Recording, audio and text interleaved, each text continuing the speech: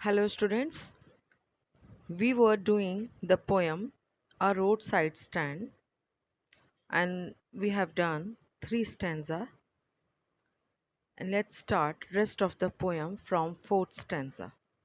So here is the fourth stanza, जिसमें कि अभी तक कवि ने ये बताया कि किस प्रकार गरीब लोगों के लिए पैसों का अभाव उनको किस तरह परेशान करता है और अमीर लोगों का उनके प्रति उपेक्षापूर्ण व्यवहार जो है वो उन्हें और भी ज़्यादा दुखी करता है. So here in fourth stanza, what he said, it is in the news that all these pitiful kin are to be bought out and mercifully gathered in, to live in villages next to the theatre and the store, where they won't have to think for themselves anymore. It is in the news that all these pitiful kin, मतलब कि ये खबर है कि ये जो अभागे लोगों की समस्त संपत्ति खरीद ली गई है. मतलब कि ऑल दिस पिटीफुल, दयनीय, ये जो मिजरेबल कम्युनिटी है, all this community and tribes, समुदाय, इस जो गरीब समुदाय के जो ये लोग हैं उनकी सारी संपत्ति खरीद ली गई है. उनके पास जो छोटी मोटी ज़मीनें हैं, are to be bought out and mercifully gathered in, और उन पर दया करके उन्हें गांव में रहने के लिए इकट्ठा कर दिया जाएगा. क्यों? To live the in village next to the theatre and the store, उन लोगों को इकट्ठा रहने के लिए कर दिया जाएगा जहां वे थिएटर और स्टोर के समीप रहेंगे. Where they won't have to think for themselves any more, जहां वे अपनी चिंता करना छोड़ देंगे. क्योंकि while greedy good doers, beneficent beasts of prey, यहाँ पर जो कवि है बहुत ज़्यादा इस समाज से और इस समाज के उन लोगों से जो गरीब लोगों को धोखा देते हैं, उनकी उनकी सीधेपन का, उनकी लाचारी का फ़ायदा उठाते हैं, उन लोगों को जो कवि है वो कह रहे हैं कि ये लोभी परोपकारी वो नेता जो लोगों को अच्छी चीज़ों का लोभ दिखा करके उनको ठगते हैं, उन्हीं की वो बात कर रहे हैं. While greedy good doers, beneficent beasts of prey, उन्होंने उनको हिंसक पशु बताया है कि ये लोभी परोपकारी लोग हिंसक पशुओं के समान दयालु बनकर उनके जीवन पर छा जाएंगे और उन्हें लाभ लेने पर बाध्य करेंगे. मतलब कि उनकी जो ज़मीनें हैं उनको वो कौड़ी के भाव ले लेंगे और उनसे ये कहा जाएगा कि ये उनको लाभ दे रहे हैं. Swam over their lives, enforcing benefits that are calculated to soothe them out of their wits. और उन्हें योजनाबद्ध ढंग से मीठी मीठी बातें करके बुद्धू बनाएंगे. And by teaching them how to sleep, they sleep all day, destroy their sleeping at night in ancient way, और उन्हें उस प्रकार से सोना सिखाएंगे जिस प्रकार वे दिन भर सोते हैं और उनके सोने के पुराने ढंग को नष्ट कर देंगे. अर्थात उनके जीवन से सुख चैन छीन लेंगे ये लालची लोग.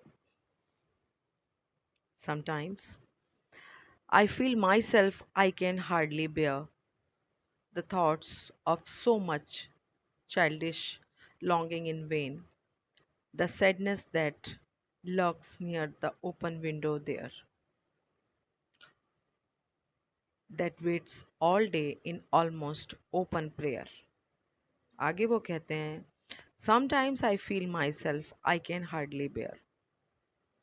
कभी कभी कवि स्वयं अपनी इस निरर्थक बचकाना इच्छा के विचार को सहन नहीं कर पाते हैं. उनके मन में जो ये विचार आते हैं उनको खुद सहन नहीं कर पाते हैं वो. the thought of so much childish longing in vain. और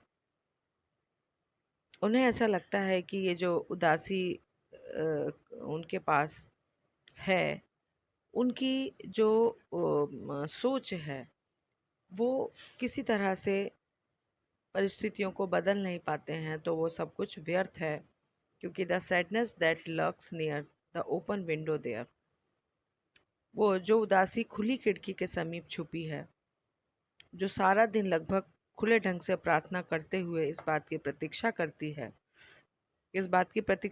है, अर्थात कि वो जो लोग हैं वो इस बात की प्रतीक्षा करते हैं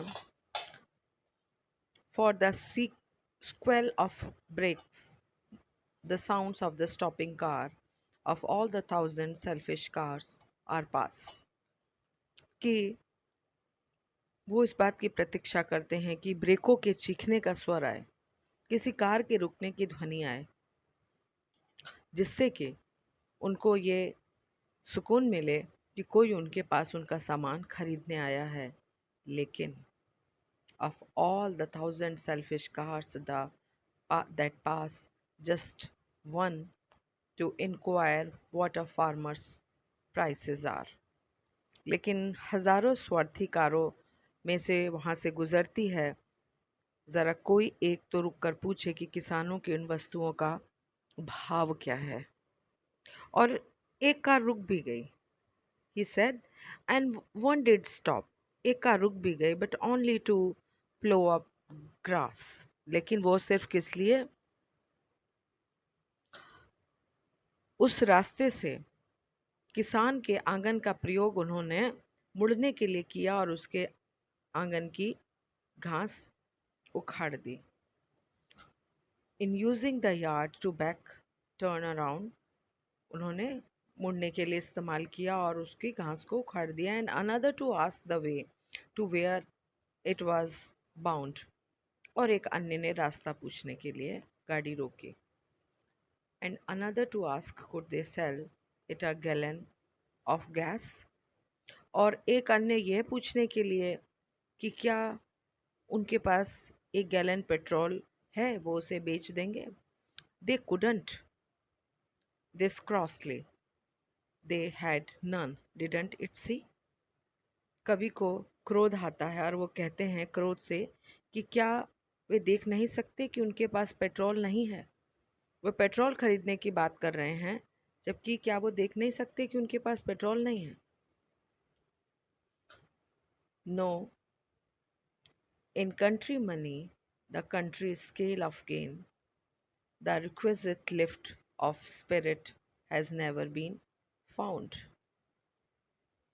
कहते हैं कि गांव के धन में, गांव के लाभ के आकार में आनंद कभी प्राप्त नहीं हुआ, या गांव में ये शिकायत सुनने में आती है।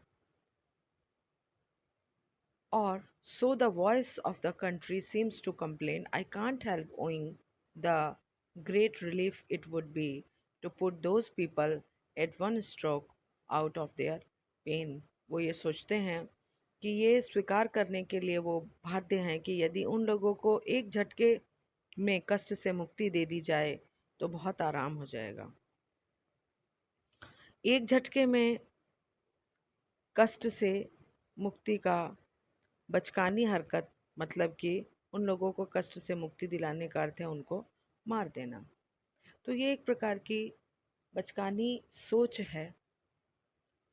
फिर and then next day as I come back into a scene, और जैसे ही वो अगले दिन एक जब वो होश में आते हैं, सेंस में आते हैं, अपने विचारों में आते हैं, सेन से मतलब यहाँ सेंस से है कि जब वो भावनाओं में बहकर इस तरह का उनके मन में विचार आ जाते हैं कि उनको रिलीफ दिलाने का एक ही तरीका है, तो उनका ख़त्म हो जाना ही उनके परेशानियों को ख़त्म करने का तरीका। लेकिन जब वो उनको होश आता है तो वो सोचते हैं, I wonder how should like you to come to me and offer to put me gently out of my pen.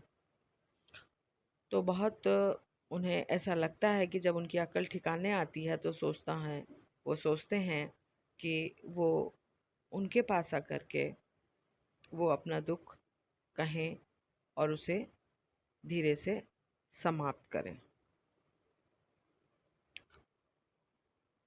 अंततः जो वो कहना ये चाहते हैं कि ग्रामीण लोगों का जीवन बहुत ही दुखद है, क्योंकि उन पर धन का अभाव है। एक पैसा ही जो है उनके रहन सहन के स्तर को उठा सकता है, जो उनके पास नहीं है। और यही कारण है कि ग्रामीण लोगों की भावना उनकी गरीबी के कारण निराश रहती है। और इन्हीं सब बातों से जो कवि हैं वो बहुत ज़्यादा आहत हैं, और वो उनके कष्ट को दूर करना चाहते हैं, और वो इन्हीं विचारों के धागों में उलझे रहते हैं। तो कुछ इस प्रकार की भावनाओं के साथ ये रॉबर्ट फ्रॉस्ट की पोएम थी, अ रोड साइड स्टैंड। इसका सेंट्रल आइडिया मैं आप लोगों को बच्चों आपका स्टडी ग्रुप में सेंड करूँगी, वो आप लोग अपने नोट डाउन करिए, उसे लर्न करिए और उसके क्वेश्चन आंसर्स अपनी कॉपी में करिए। Okay, that's it for today. Have a nice day.